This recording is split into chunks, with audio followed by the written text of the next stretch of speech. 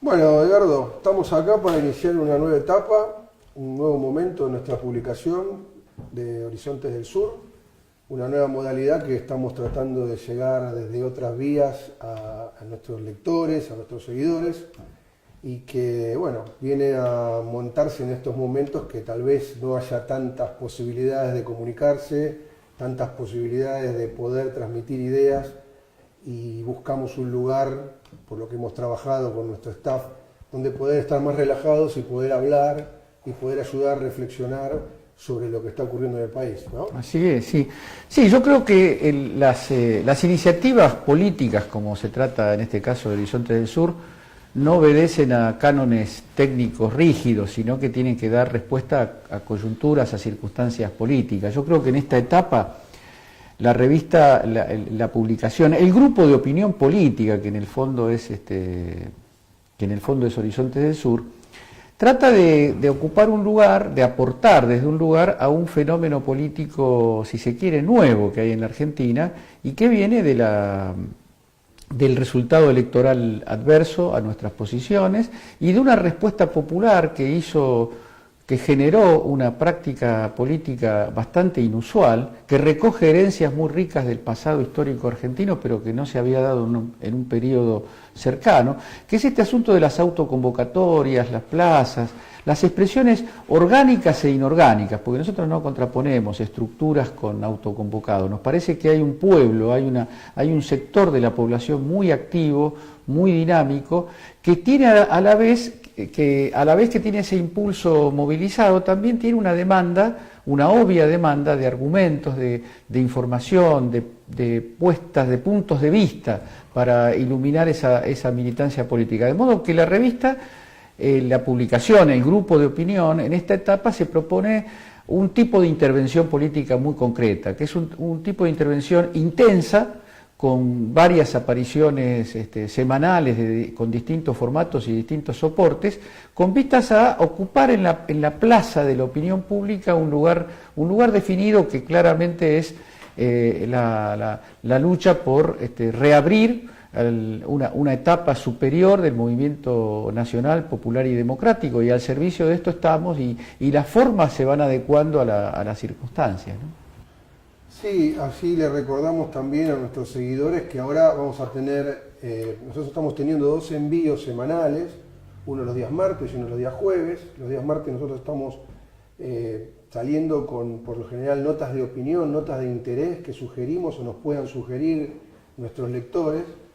que hagan el quehacer nacional, regional, mundial. Y los días jueves estamos saliendo con artículos propuestos por la gente de nuestro staff o gente que nos quiera hacer llegar sus artículos. O sea, de esa manera estamos cubriendo una necesidad que va a dar cierta regularidad. Y a esto se está sumando lo que hoy estamos presentando, que es la posibilidad de tener, a través de un método más visual, a través de un método que se pueda reproducir, que se pueda trabajar en las redes, cómo instalar nuestras opiniones en la sociedad. Para lo cual, lo que está pensado, básicamente, es hacer una serie de entrevistas con distintos actores del quehacer nacional, regional, mundial, en los cuales podamos dialogar. Y yo creo que la palabra diálogo es lo importante, es decir, tener un momento donde nosotros podamos ayudarnos a pensar, a reflexionar, sin estar con la prisa de una publicidad, sin estar con la prisa de una interrupción que cambie de eje un momento de pensamiento. Sabemos que eso a veces conspira contra ciertas velocidades que hoy tienen las nuevas tecnologías, pero sabemos también que hay muchas personas que esto le puede interesar. ¿Vos creés que hay una necesidad en nuestros seguidores, hay una necesidad en la gente de poder escuchar en esos términos un mensaje político? Sí, yo soy un creyente de esas formas y como vos decís no las considero, no considero la práctica de un espectáculo intelectual, digamos así, opuesta a la dinámica, al ritmo, a las formas propias de la comunicación de la época. Todo lo contrario, a mí me parece que la expectativa que yo tengo respecto a ese plan que vos estás reseñando es poder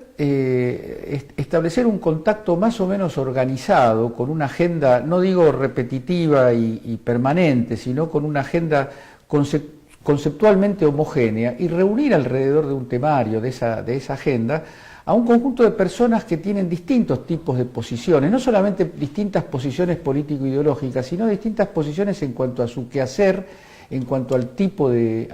aporte que vamos a suscitar. Digamos, autoridades del mundo del Poder Judicial, autoridades del mundo de la política propiamente dicha, del movimiento social, y en un espectro que, más que responder a un sector, a una pertenencia definida, se pueda de alguna manera englobar con la idea de la nueva mayoría. Yo creo que hay que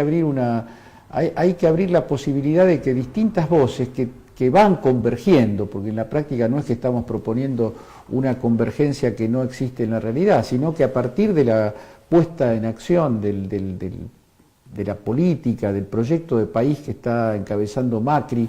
que es el proyecto del ajuste neoliberal, a partir de la evidencia de lo que antes parecía una amenaza sectaria, hoy se ha convertido en una terrible evidencia para el pueblo de la nación. Hoy se abre el capítulo de repensar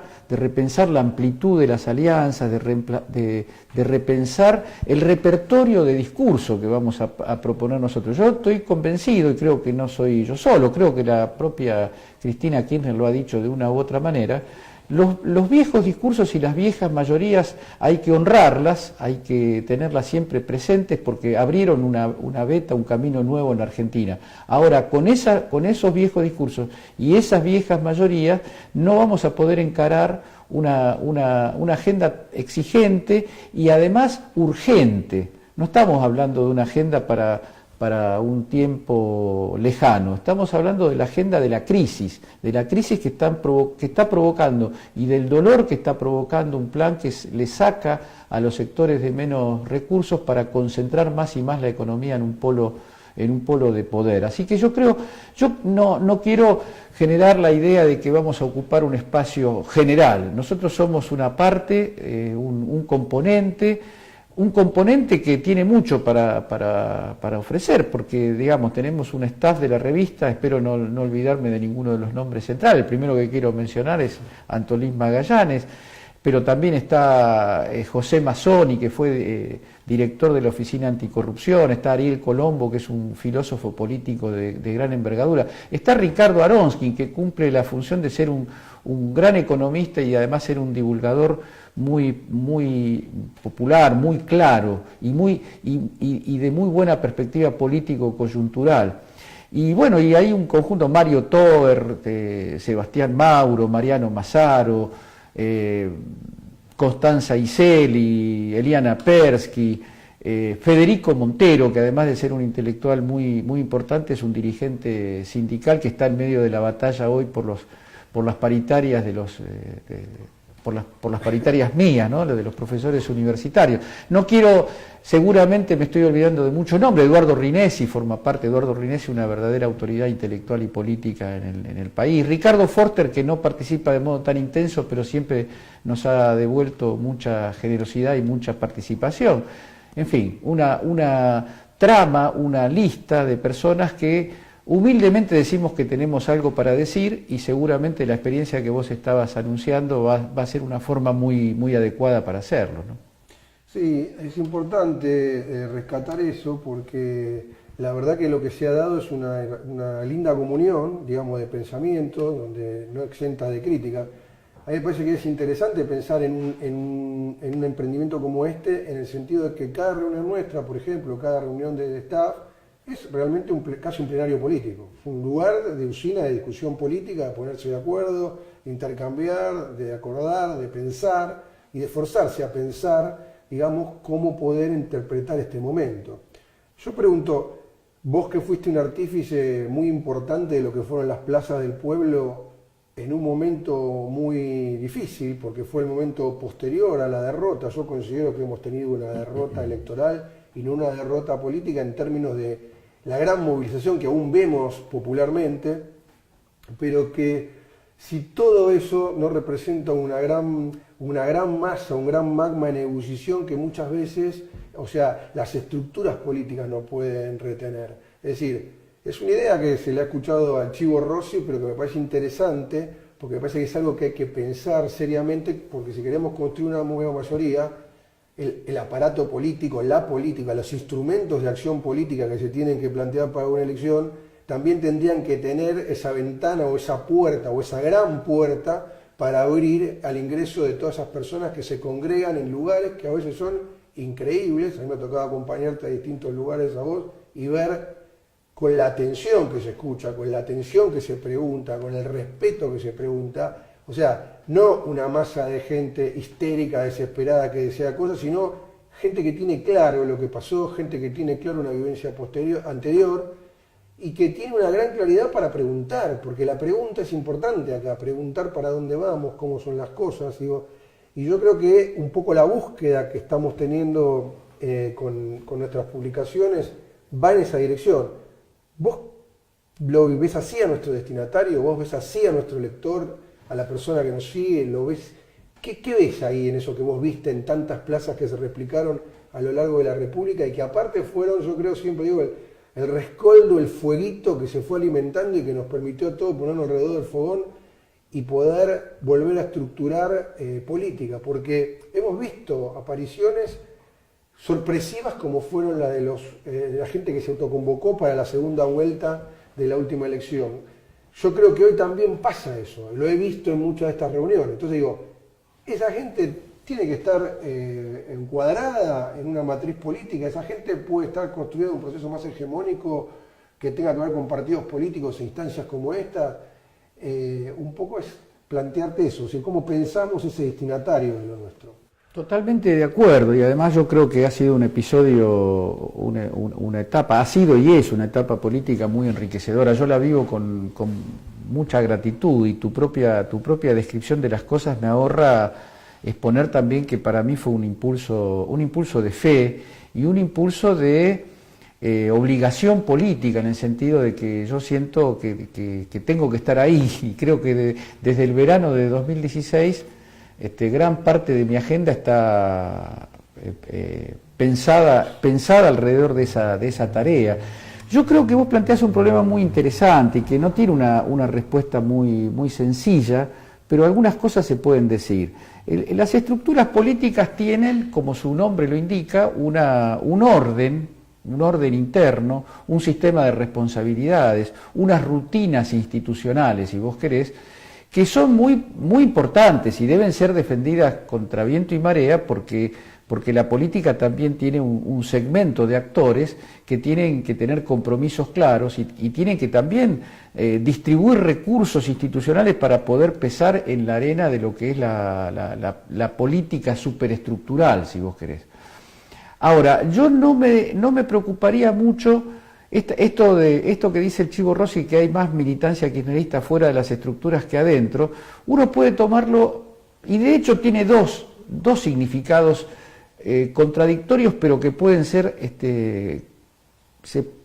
asimilados.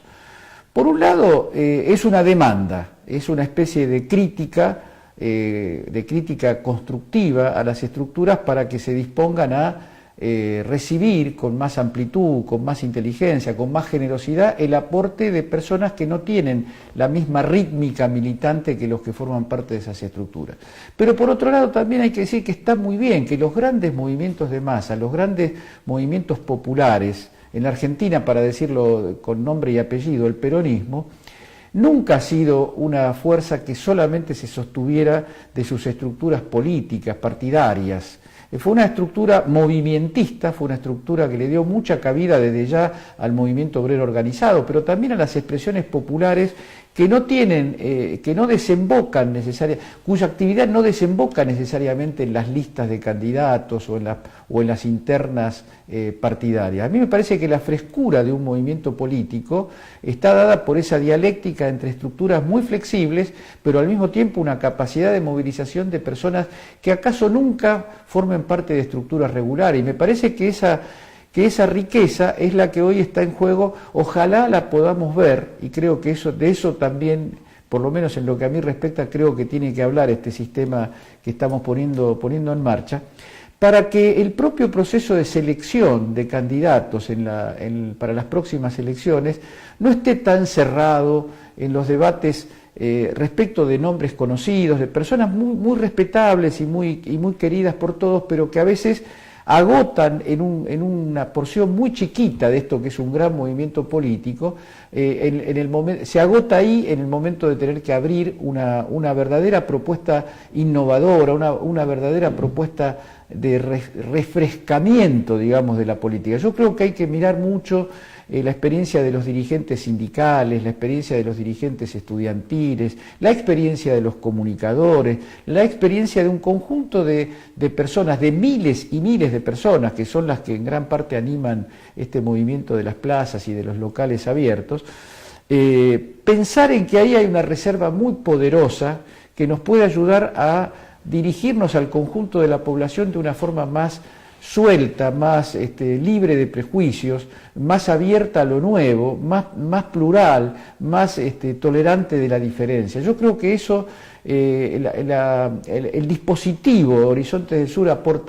trata de aportar ahí, trata de dialogar con esas mujeres y con esos hombres que a veces no les es fácil adaptarse al circuito de las estructuras políticas, sino que necesitan un tipo de actividad con otro tipo de motivación y sin una carga de organicidad que no para toda la gente resulta adecuada, ¿no? Sí, es verdad. Yo creo que también hay una percepción de eso y creo que es hacia lo que apuntamos con nuestro staff, con nuestra revista. Yo creo que la idea de poder acercar elementos para poderlos trabajar, tal vez hay una didáctica, una pedagogía política, algo que instalamos con este accionar. No digo que somos la verdad revelada, digo que somos un grupo que reflexiona, que piensa y que ayuda a pensar, digamos. Pero me parece que yo lo he visto y a mí me da una profunda emoción a veces ver locales que reproducen pequeños videos de conferencias, de situaciones, y creo que poner esto al servicio de esas situaciones ayuda mucho. O sea, hoy tal vez las cosas han cambiado y este tipo de medios ayudan para poder buscar otra manera, otra metodología de poder participar y poderla multiplicar. Entiendo que no todos van a poder ver una charla de Zaffaroni en todo el país todos los días, pero tal vez sí nosotros podemos ayudar a que esa charla esté presente y que un grupo de compañeras y de compañeras puedan debatir en función de ese elemento visual que se les puede estar acercando o puedan debatir a través de los artículos que se presentan en la web. Es decir, cumplir con los objetivos de una revista política. Todos sabemos, voy un poco a lo que dije al principio, pero que una revista política no es una revista tal vez muy masiva, a veces algunas lo han logrado ser, pero sí una revista política creo que para el que lo hace tiene que cumplir determinados objetivos que nos hemos propuesto y creo que a veces han funcionado y que puedan ser replicables algunas ideas fuerzas de las que salen en esas publicaciones y que puedan ser tomadas como para poder ser trabajadas políticamente. Yo te decía de toda esta relación que se viene dando como en un país, por un lado con un gobierno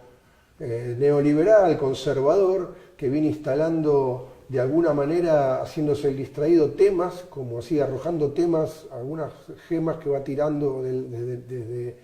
desde sus comunicadores y desde sus funcionarios, como fue ir abonando todo el camino que nos llevó al fallo de la Corte del 2x1, donde creo que se sintetiza una gran etapa de cinismo al aparecer todo el mundo hoy asombrado de que está en contra de ese fallo en el gobierno nacional, a que los grandes medios saquen tapas defendiendo a sus mejores dirigentes y diciéndoles que ellos están en contra de ese fallo, cuando sabemos que tuvimos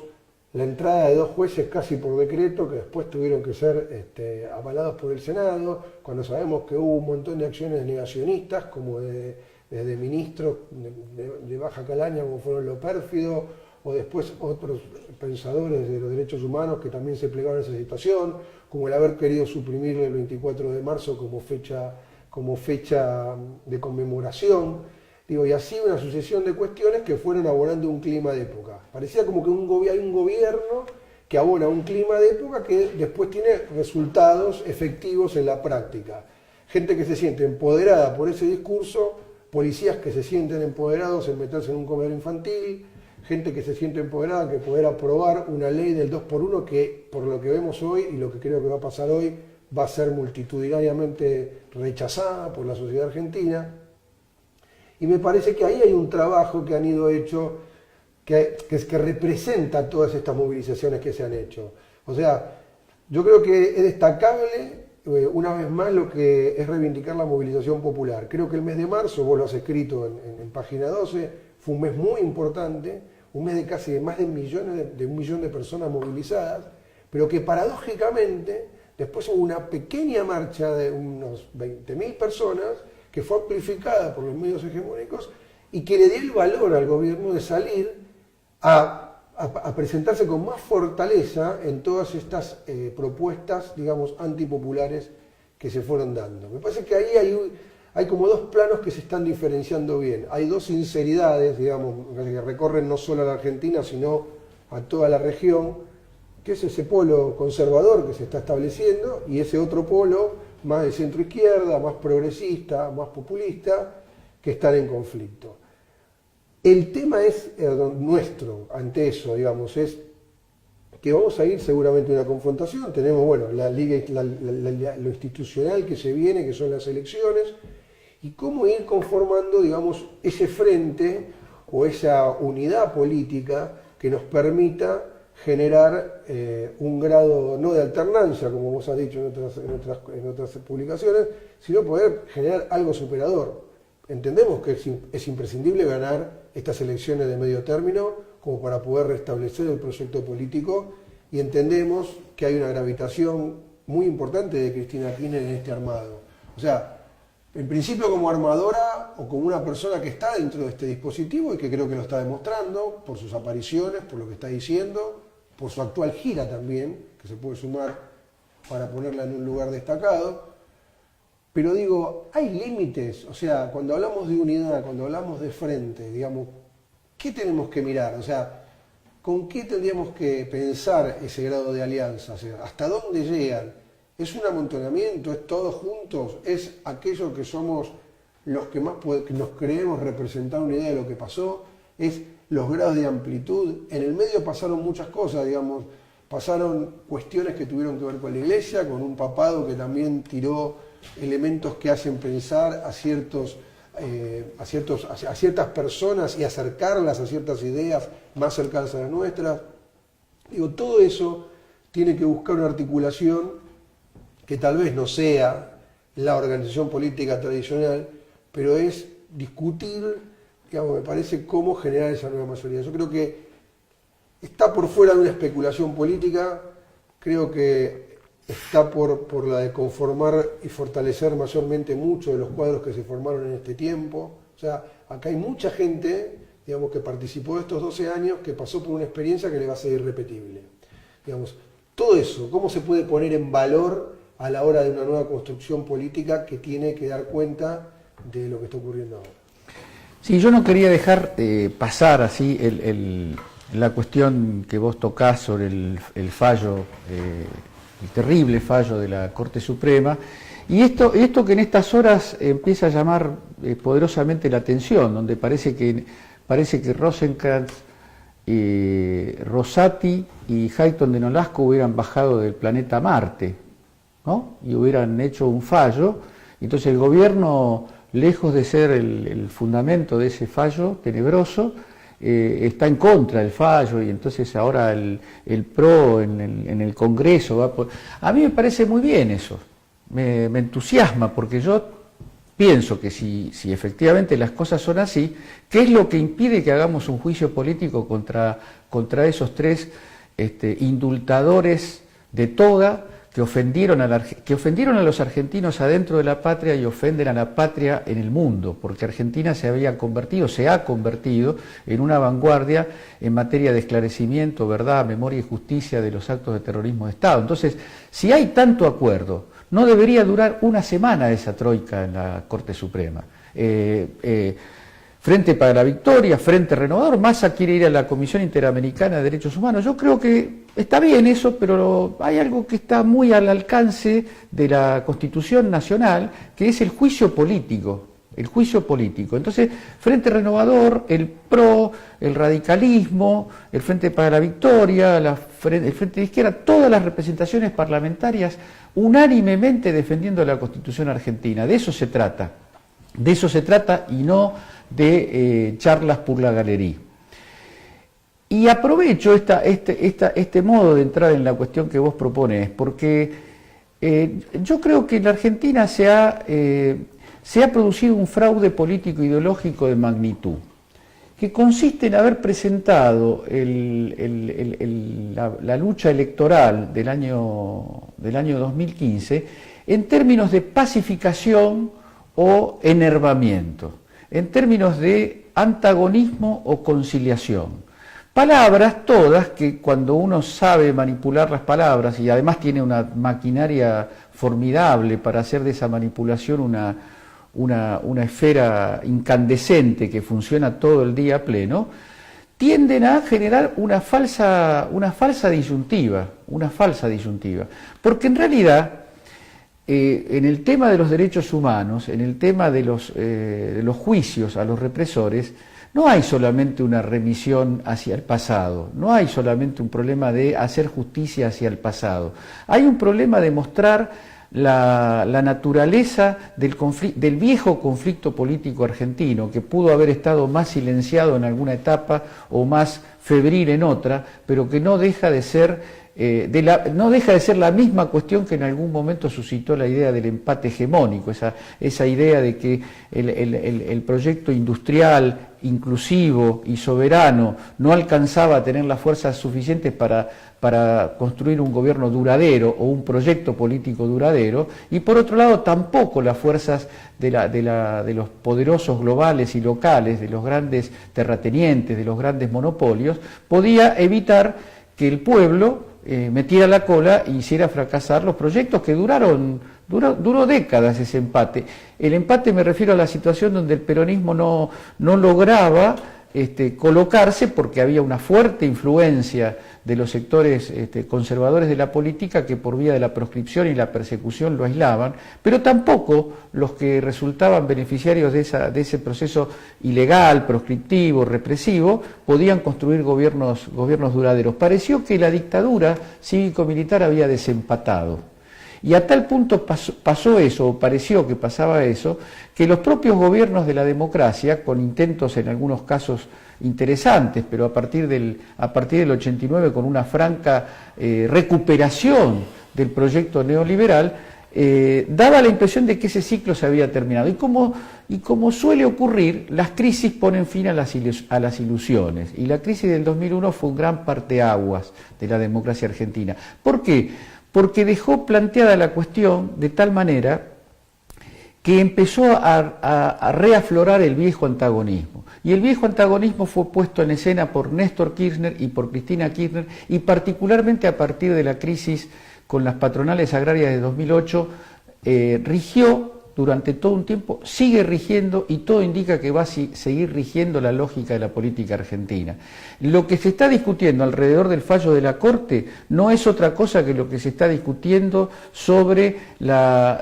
apropiación de los grupos económicos locales y multinacionales de la economía y de la sociedad en su conjunto que se ha puesto en marcha a partir de diciembre de 2015. Este gobierno de CEOs, de personas que tienen la lógica y los objetivos y el plan, que más que ser, como suele decir Leopoldo Moró, más que ser un plan económico, es un plan de negocios. Ese plan de negocios hecho descaradamente, hecho sobre la base de la manipulación de la opinión pública, hecho sobre la base de delitos porque lo que hizo Macri, cuando Macri y Macri firman, de un lado Macri y del otro lado Macri, firman el acuerdo por el correo, eso es directamente un delito. Está bien que ahora la Oficina Anticorrupción es una oficina de protección de cierto tipo de delitos. Pero entonces, quiero ir al núcleo de la pregunta. El verdadero antagonismo político de la Argentina separa a un 80-85% de los que vivimos en este país, trabajadores, estudiantes, profesionales, científicos, docentes, pueblo en general, los afectados por los tarifazos, los afectados por la baja de salario, los afectados por el endeudamiento que nos va a sacar parte de nuestro que apunta a sacarnos parte de nuestro patrimonio nacional, ese 85%, 90% por un lado, y el núcleo más duro de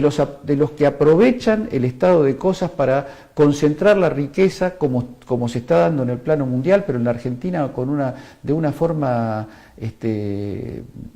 muy veloz y muy autoritaria. Esa división entre dos grandes bloques, entre dos bloques, uno de los cuales abarca una gran mayoría del país, todavía no se expresa en la relación de fuerzas políticas, porque todavía las derechas conservadoras, ese núcleo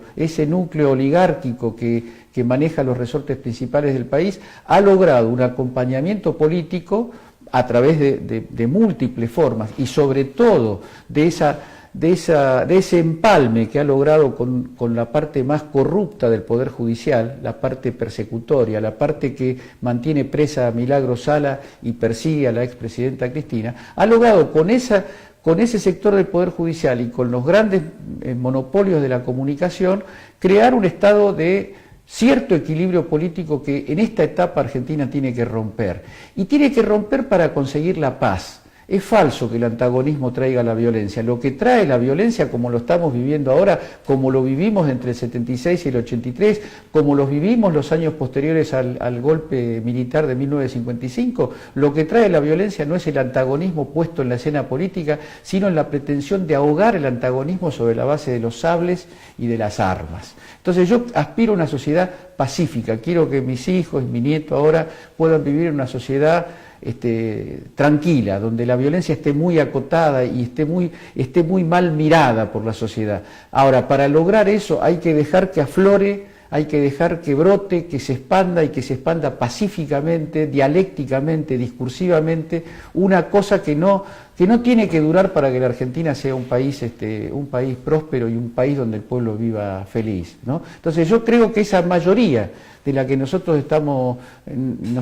hablando es esa mayoría. Después discutimos los líderes, después discutimos cosas secundarias, pero esa mayoría tiene que estar sustentada claramente en 2 o 3 pilares claves. La Argentina no puede ser un país limitado a exportar commodities y primarizando su economía. La Argentina no puede ser un país donde el desempleo sea el signo característico que permite la superexplotación de los que todavía tienen trabajo. La Argentina tiene que ser un país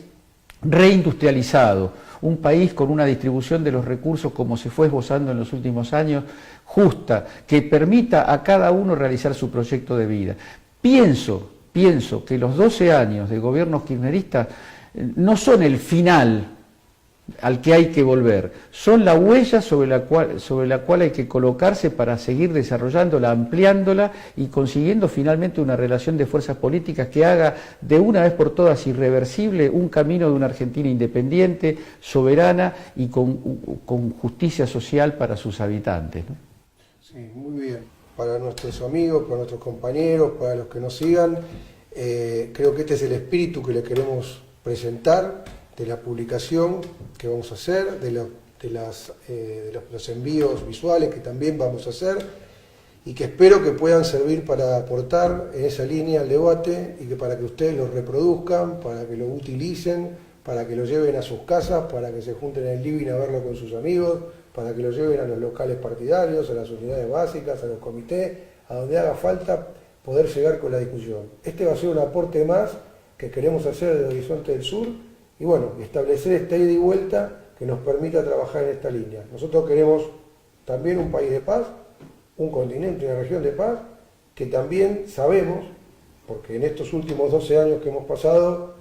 fue, creo, algo increíble lo que ocurrió, que fue tener un continente pacificado, a excepción, con la única excepción que nos quedaba, que era el tema de Colombia, y que fue terminado de resolver en Cuba el año pasado,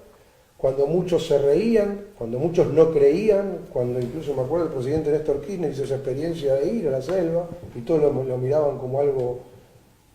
cómico, que no iba a pasar, y bueno, todos esos artífices juntos, todos esos artífices que tuvimos la suerte de tener en estos 12 años, empujaron para que haya variedades de acuerdos multilaterales, variedades de acuerdos económicos y sociales, sanitarios, de alfabetización, de apoyos a gobiernos que institucionalmente estaban débiles. Eso fue una red que se conformó, yo creo que esa red tiene una memoria, yo creo que en la sociedad esa red ha quedado conformada y es la que va a buscar esa paz. Yo creo que lo que se va a expresar hoy en el 2x1 o en el repudio a lo del 2x1 es ya un primer nivel de una malla que se extiende mucho más allá de lo que querramos en lo que participamos nosotros, y que es ese sustrato popular que ya se mantiene y que hay cosas que no quiere cambiar. Así que con esta presentación queríamos hacer... Una sola cosita. Sí. Tenemos que defender esa paz en Venezuela, porque el imperio está provocando situaciones de terrorismo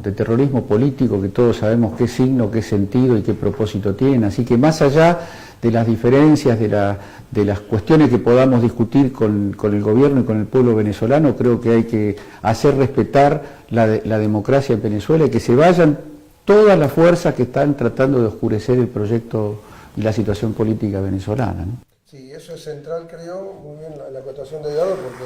creo que es lo que vino creo que es lo que estamos demostrando, de que la paz posible que tuvo la región, la paz posible, porque la paz no en un concepto liviano, sino la paz profunda, la paz que ayuda, la paz que construye, la paz que saca el hambre, la paz que genera trabajo, que da posibilidades, esa fue la paz que tuvimos. Obviamente que yo creo que esa paz a muchos no les ha agradado y es preferible volver a tener un continente balcanizado, un montón de republiquetas anarquizadas, como diría Bolívar, y un montón de trabajos que están haciendo que algunos sectores empiecen a mirar a sus vecinos con desconfianza, como esta política de armas que está proponiendo el presidente Macri. Pero pensar Venezuela es muy importante, porque Venezuela ya es como un territorio casi que no tienen territorio, es como una nube virtual donde hay 1 millón de operaciones mediáticas que se están transmitiendo por todo el mundo para demostrar que eso tiene que acabar y para no pacificar. Entonces, con estas reflexiones que les queremos dejar, por ser el primer envío y para hacer nuestra primera presentación y presentarles, redundantemente les digo, la nueva actividad que vamos a llevar adelante, nos vamos a seguir encontrando con una serie de diálogos, de los diálogos que propone Horizontes del Sur, y con una serie de actrices y de actores que también tienen mucho para aportar y para decir y que espero que puedan aprovechar.